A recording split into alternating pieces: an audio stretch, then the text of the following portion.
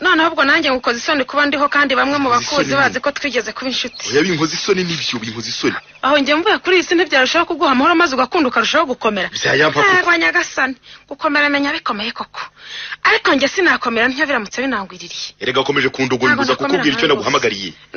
Ahubwo ntizi ibitekerezo bitandiye kandi ntigize ntekereza. Nagakenze kiza wambwiriraga ahantu nkaha. Harya ngo nuko nacupiye. Si wowe ncupije ubu njye simba ndi umukobwa utunganye cyangwa narasabwe mfite uwanjye none nkaba ntabiteze. Babazwa nuko mumara kuduhindura ibijonjoro mutubeshya hanyuma mukatukujugunya iyo ngiyo. Ntimuturebe n'irumbi. Ntabwo naguhamagariye kukubwira amateka y'ubuzima bwawe. Ibyo utakoze ntiwabikoze. Yakoze kandi byaragaragaye. None se ko byaragaragaye. Kuba bimwe narabigizemo uruhare rero nivyo bimbangamiye. Subwo wabaye waroreraga kuntumaho niba bagira ngo umugire ko utanshaka. Nari mbiyobewe. Iminsi yose warumaze utanyandikira nanakwandikira ntunsubize. Aho ngowe ineza ibanze kubusa koko. Kubona waribagiwe uko wazaga umeze n'amagambo wazaga uvuga boshye wahanzweho. Ubwo ko wabaye uretse kurakara, wabaye uretse kurakara ukareka ngwike no guhamagariye.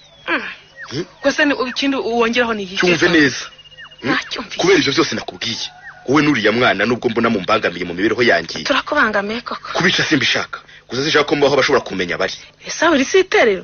Imana yendushye izambera umugabo.